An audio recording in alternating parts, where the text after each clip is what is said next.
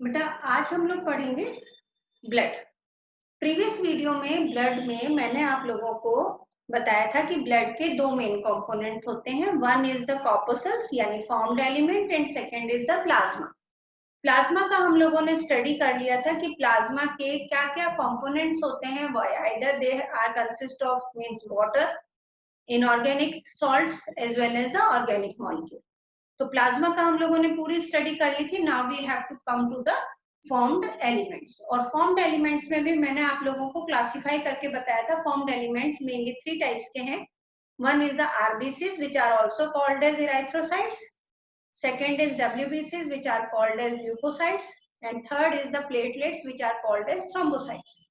तो in this video we will discuss about the RBCs. Okay, तो what is RBCs? RBCs are called as red blood corpuscles. Okay, red blood corpuscles. They are also known as erythrocytes. What they are called as erythrocytes. Okay. अब RBCs की अगर हमें study करनी है तो हम इनको कुछ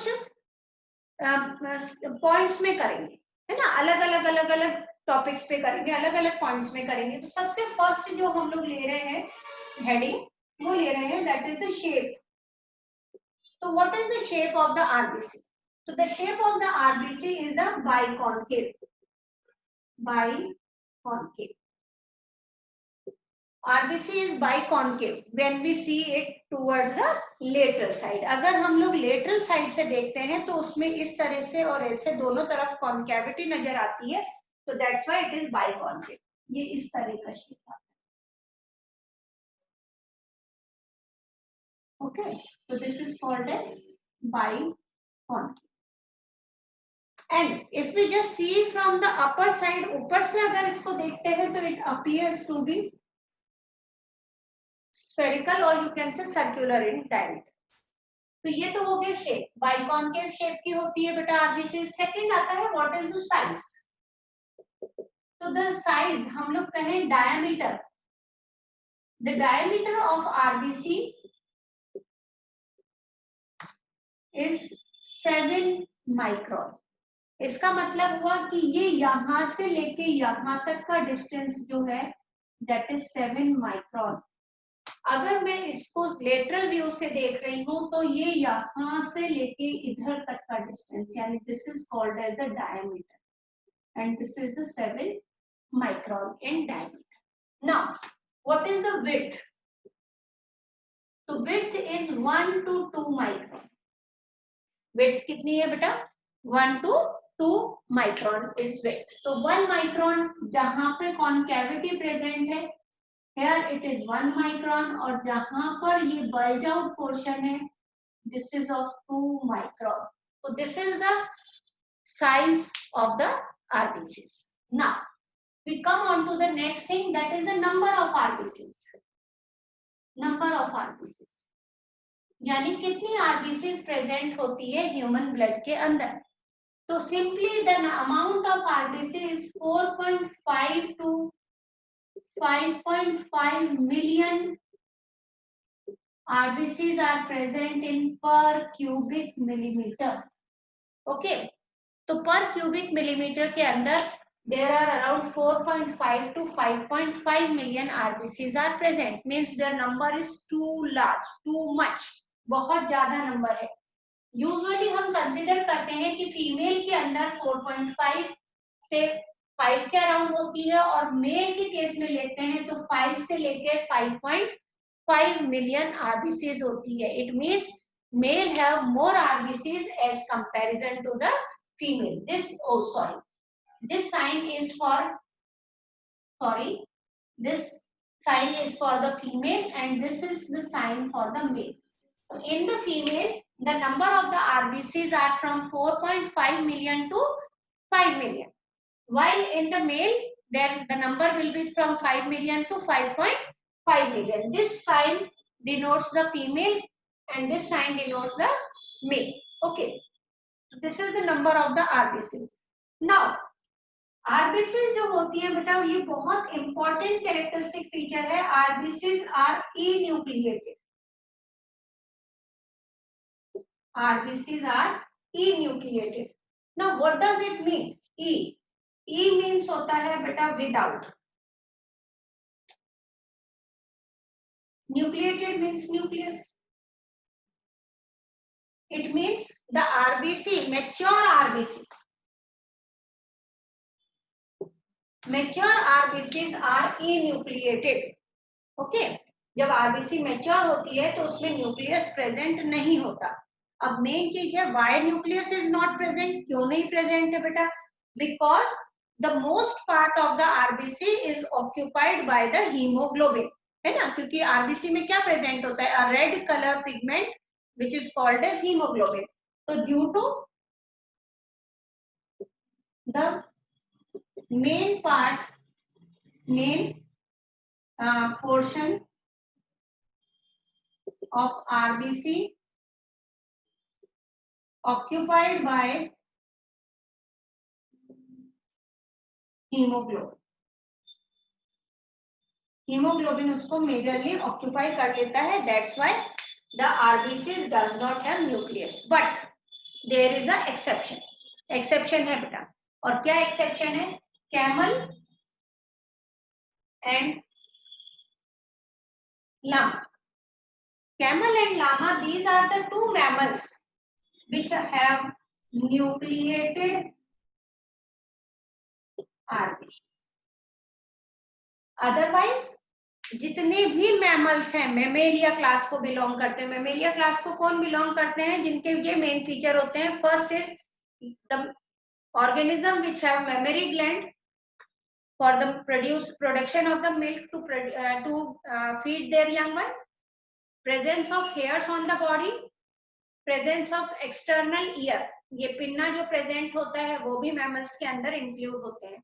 तो मैमल्स के ये मेन चीज है, हेयर्स प्रेजेंट होते हैं बॉडी पर, एक्सटर्नल पिन्ना प्रेजेंट है, मेमोरी ग्लैंड प्रेजेंट है, and they give birth to the young ones, यानी विविपेरस होते हैं। तो कैमल और लामा ऐसे मेमेलियन एनिमल हैं which have the nucleated RBC, otherwise all the mammals does not have nucleus in their RBCs, they are enucleated, means they are without nucleus. Okay, next thing आता है, that is what is their lifespan, उनका lifespan कितना है?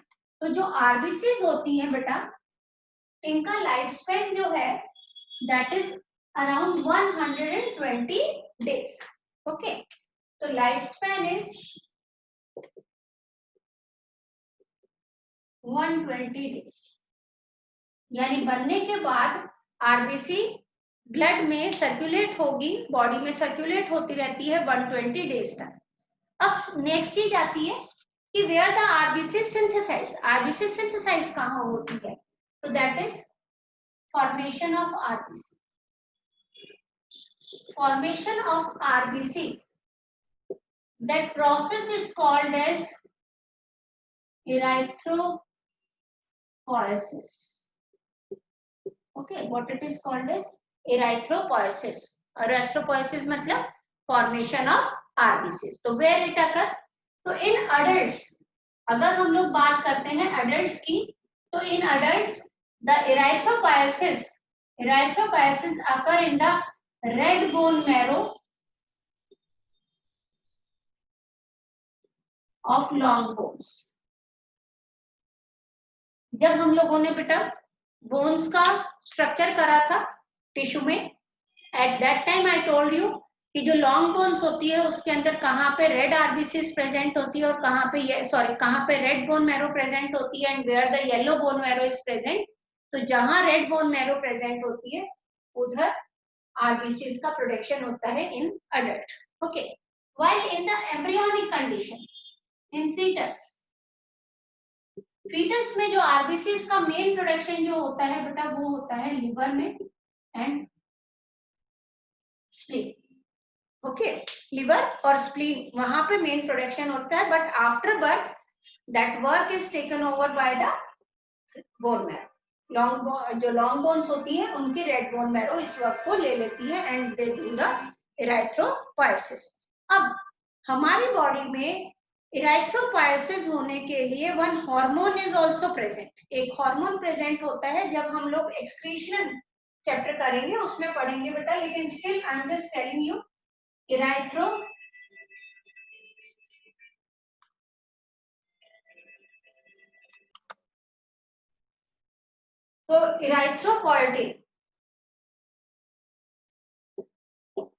this hormone is produced in the kidney which is responsible for the erythropoiesis यानी RBC formation के लिए।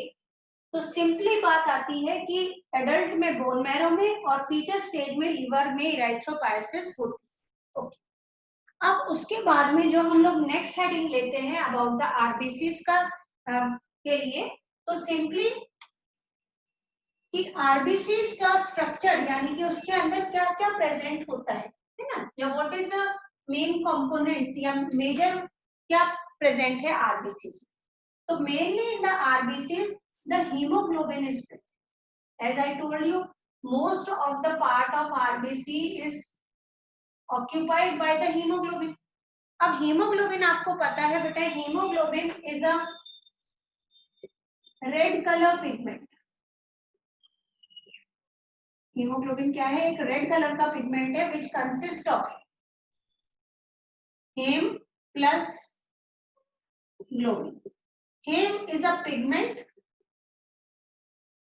Okay, haem is a pigment and globin is the protein.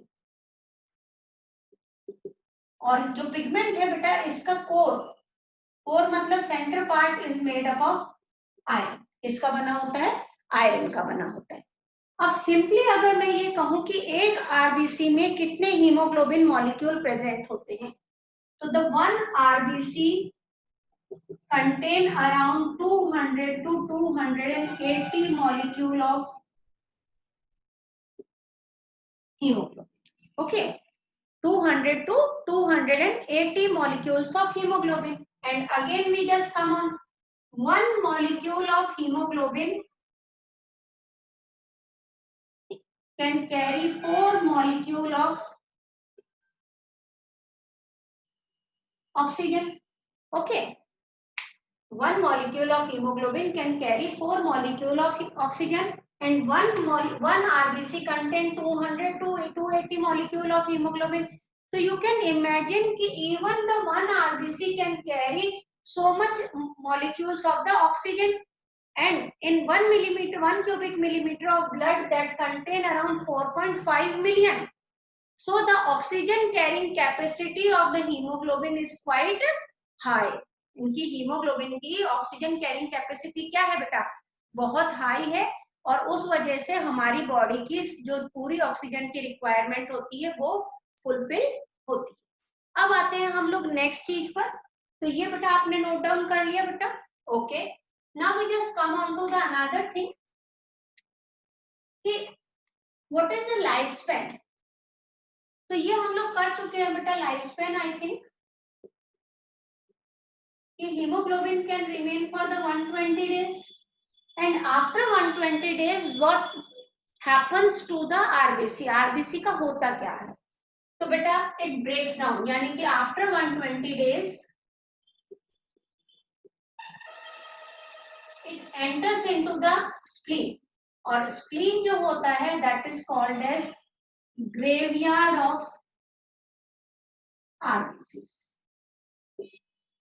पहली चीज तो spleen is called as graveyard of RBCs because here the RBCs which are dead, यानी 120 days उसका life span पूरा होने के बाद में जब वो स्प्लीन में आती है तो it breaks its component. Component क्या क्या थे बेटा? Heme plus globin. जो ग्लोबिन पार्ट है that is reutilise, okay, globin part is reutilise. Even the iron core is also reutilise, only thing is pigments. तो जो पिगमेंट होते हैं, तो इन द स्प्लीन जो हेम पिगमेंट है वो ब्रेक हो जाता है बेटा, और ब्रेक होके वो दो पिगमेंट बनाते हैं। One is the bilirubin and second is the बिलिवर्डिन, and both of these pigment are excreted out क्या बात बोला मैंने? Excreted out in the form of bile juice. यानी हम लोगों को पता है बेटा कि बाइल जूस को जो कलर प्रोवाइड करता है येलोइश ग्रीन कलर, वो इन दो पिगमेंट की वजह से होता है। One is the bilirubin and second is the biliverdin. And globin is reutilised, iron is also reutilised. तो ये चीज होता है, that's why the spleen is called as graveyard of RBC. Even the spleen is also known as the blood bank. अब बेटा blood bank तो क्या कर रहा है? ब्लड को स्टोर करके रखता है। तो हमारा स्प्लीन भी ब्लड को स्टोर करके रखता है। कब के लिए? whenever the requirement is there, जब भी रिक्वायरमेंट आए। अब रिक्वायरमेंट कब आ सकती है? तो सिंपली अगर हम कहें कि हमारे अंदर आरबीसी के नंबर को अगर इंक्रीज करना है, तो how we can increase the amount of RBC? तो RBC can be increase by two methods और बाय टू टाइप्स। टू तरह से हो सकती है। First is by regular exercise. जब हम रेगुलर एक्सरसाइज करते हैं तो हमारे अंदर आरबीसीज का नंबर एनहांस हो जाता है, और वो जो एनहांस होता है that is more RBCs are produced, erythropoiesis increase हो जाती है। ये तो था कि एक रेगुलर तरीके के, इसमें मैंने ये नहीं कहा कि ये स्प्लीन में से निकल के आ गई, नो। जब हम एक्सरसाइज कर रहे हैं तो हमारे अंदर इराइथ्रोपायसिस प्रोसेस हो रहा है, और इराइथ्रोपायसिस की वजह से आरबीसीज का अमाउंट इंक्रीज हो रहा है। Okay. And second thing, at high altitude. जब हम हायर एल्टीट्यूड पर जाते हैं, हायर एल्टीट्यूड मतलब कि बहुत हाइट पर जाते हैं। हाइट ये नहीं कि हम अपनी बिल्डिंग के 10वें मंजिल पे चले गए या 20वें माले पे चले गए या 23वें माले पे चले गए तो हम हायर एल्टीट्यूड पे चले गए। हायर एल्टीट्यूड का मीनिंग है कि either you just go to the Leh Ladakh, Kullu Manali, जिनका बहुत हाई एल्टीट्यूड है, वहां पर जाते हैं। अब अगर मैं लेह लद्दाख जाती हूँ सपोज, तो मैं ले जाती हूँ, तो वहां पे जो गाइड होगा वो मुझे एडवाइस करेगा कि मैम आफ्टर रीचिंग द ले, अगर मैं फ्लाइट से जाती हूँ, after reaching the Leh I have to rest for 12 hours at least. अब मैं कहूंगी मैं तो प्लेन से आई हूँ, मुझे कोई थकान नहीं है, मैं तो घूमूंगी, तो भी वो आपको एडवाइस करेगा कि नहीं, आप 12 आवर्स के लिए रेस्ट करो। क्यों रेस्ट करो? उसके पीछे रीजन बता रही हूँ। क्या होता है बेटा कि हमारे अंदर आरबीसीज का अमाउंट उतना है जितना लैंड पर, लोअर एल्टीट्यूड पर जरूरत होती है, क्योंकि यहाँ पे partial pressure of oxygen is high because pressure is मोर, है ना। आपको पता है ना, जैसे जैसे हम हायर एल्टीट्यूड पे जाते हैं प्रेशर डिक्रीज होता जाता है। यहाँ पे pressure is more, higher altitude पर प्रेशर इज लो। जब वहां पे प्रेशर लो होगा तो ऑक्सीजन का वॉल्यूम भी क्या होगा बेटा? कम होगा।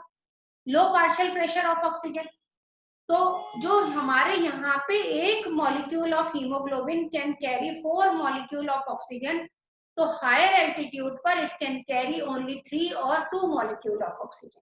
हम सिंपली वर्ड्स में कहें तो मैं क्या कह सकती हूँ बेटा कि हायर एल्टीट्यूड पर the oxygen carrying capacity of the haemoglobin decreases. आपको क्या लिखना है? आपको लिखना है at higher altitude, at higher altitude the oxygen carrying capacity of the hemoglobin decreases. okay, तो जब हीमोग्लोबिन कैरिंग कैपेसिटी डिक्रीज हो जाए, सपोज ऐसा मान के चलें कि मैं पहले एक साथ कहीं से मुझे कुछ, जैसे कोई कह रहा है आपको मैंगो उठा के लाने हैं, तो मैं एक साथ 4 मैंगो उठा के ला रही हूँ, ठीक है, 4 मैंगो एक बार में मैं उठा के ला रही हूँ, ठीक है। अब मैं किसी दूसरी जगह पे गई जहां पे मेरा उन्होंने एक हाथ को बांध दिया, और अब एक हाथ को बांध दिया या सिंपली ये कह दिया कि ये मैंगोज तो हैं, पहले बहुत सारे मैंगो एक जगह पे प्रेजेंट थे और अब वो मैंगोज स्कैटर्ड कर दिए बड़े बड़े जगह पे, तो मैं क्या करूंगी? यहाँ से 1-2 मैंगो उठाऊंगी और बाकी 2 मैंगो बहुत दूर है और 4 मैंगो बहुत दूर है, तो मैं पहले उन 2 ही मैंगो को लाके रख के फिर जाऊंगी और फिर उधर से 2 मैंगो लाऊंगी। तो यानी मेरी जो कैरिंग कैपेसिटी हो गई वो क्या हो गई बेटा? डिक्रीज हो गई। अब मुझे उतने ही अगर मैंगोज कलेक्ट करने, तो मुझे क्या चाहिए? एक और बंदा चाहिए कि मैं अपने साथ कहूँ बेटा आप तुम वहां से जाके 2 मैंगो लेके आओ, मैं यहाँ से 2, तो टोटल कितने हो जाएंगे? 4 मैंगो। पहले एक जने 4 मैंगो ला रहा था, अब 2 जने मिलके 4 मैंगो ला रहे। तो सेम थिंग, पहले जितनी आरबीसी एक haemoglobin 4 molecule of oxygen carry कर रहा था, हायर एल्टीट्यूड पर अब एक haemoglobin molecule can carry either 2 और 3. It means the oxygen carrying capacity decreases. उसको कंपनसेट करने के लिए कि हमारे अंदर ऑक्सीजन की कमी ना हो, उसको कंपनसेट करने के लिए अब ये जो स्प्लीन है, जिसे हम क्या कहते हैं बेटा, ब्लड बैंक कहते हैं, इट रिलीजेस आरबीसी. ये क्या कर देगा, आरबीसी को रिलीज करेगा, और जब रिलीज करेगा that's why it is called as the blood bank of RBC. तो at higher altitude, due to the lower partial pressure, oxygen carrying capacity of the hemoglobin decreases, and to compensate this, the spleen releases the releases the RBCs and increases the amount of RBCs in the blood. Okay, so this is about how the RBCs are increased in our body. Now we come on to that कि वो ये हम लोग करेंगे बेटा कि function of haemoglobin, कि haemoglobin क्या करता है. तो लोअर क्लासेस में हम लोगों ने सिंपली कहा कि haemoglobin can carry oxygen. Haemoglobin oxygen carry करता है बेटा. तो हम सिंपली देखेंगे कि हीमोग्लोबिन क्या क्या काम करता है. Haemoglobin can carry oxygen in the form of oxy haemoglobin. This is a irreversible reaction.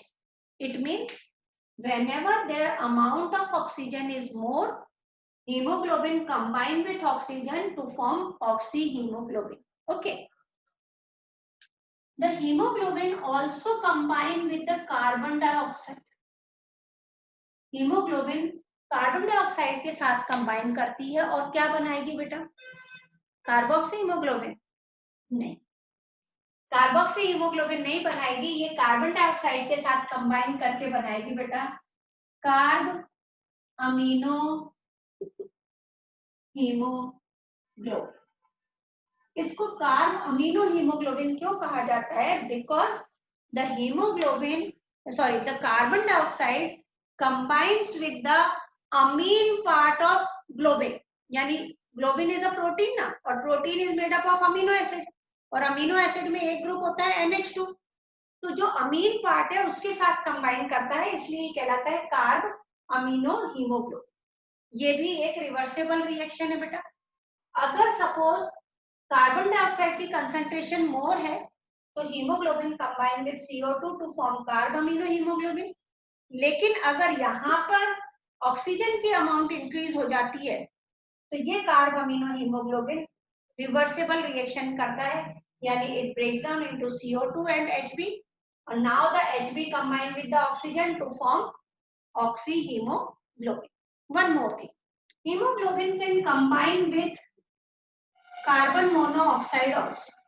और जब कार्बन मोनोऑक्साइड के साथ कंबाइन करता है तो ये एक इररिवर्सेबल रिएक्शन है. ये चीज याद रखना. इसमें मैंने दोनों डायरेक्शन में बनाया है, इसमें मैंने सिर्फ एक डायरेक्शन में बनाया बेटा. ये बनाता है अब कार्बोक्सी हीमोग्लोबिन. ओके, और ये जो कार्बोक्सी हीमोग्लोबिन है ये एक स्टेबल कंपाउंड है. एक बार बन जाता है तो उसके बाद ये ब्रेक नहीं होता और हीमोग्लोबिन इसके साथ बाइंड रह जाता है, और फिर उस हीमोग्लोबिन का कोई यूज नहीं है. तो कई बार कार्बन मोनोऑक्साइड से जब ये बन जाता है तो इसको कहा जाता है कार्बन मोनोऑक्साइड पॉइजनिंग, और लोगों की डेथ हो जाती है. यूजुअली आपने सुना होगा विंटर सीजन में इफ समवन पूरे रूम को बंद कर ले और उधर कोल की अंगीठी जला लेते हैं तो उधर उन लोगों की डेथ हो जाती है. कई केसेस अभी इस तरह का भी आ रहा है कि जिनके बाथरूम्स में गैस गीजर है और वो गैस गीजर बाथरूम में ही लगा हुआ है. तो गैस गीजर कैसे चलता है बेटा, गैस से चलता है, गैस का कंबस्शन होता है. तो कंबस्शन के दौरान वो क्या लेगा, ऑक्सीजन. बाथरूम को हम लोग बंद करते हैं, अगर हमने एग्जॉस्ट नहीं चलाया है तो एयर सर्कुलेट नहीं हो रही है, तो वो सराउंडिंग की ऑक्सीजन को ले लेता है और क्या बनाने लगता है, पहले कार्बन डाइऑक्साइड। जब ऑक्सीजन की कमी होने लगती है तो जब कोल या गैस बर्न करती है in the insufficient amount of oxygen, तो इट प्रोड्यूसेस कार्बन मोनोऑक्साइड। और जब ये कार्बन मोनोऑक्साइड बनता है तो वो हम इनहेल करते हैं और वो हमारे हीमोग्लोबिन से कंबाइन करके क्या बनाता है बेटा, कार्बोक्सी हीमोग्लोबिन। और उसकी वजह से हीमोग्लोबिन का अमाउंट कम हो जाता है, रेस्ट ऑफ द बॉडी को ऑक्सीजन नहीं मिल पाती एंड द पर्सन डाई। ठीक है, तो this is about the RBC. इसके आरबीसी में ये इसके फंक्शन होते हैं simply. Okay, now in the next video we will study about the topic WBCs. Thank you.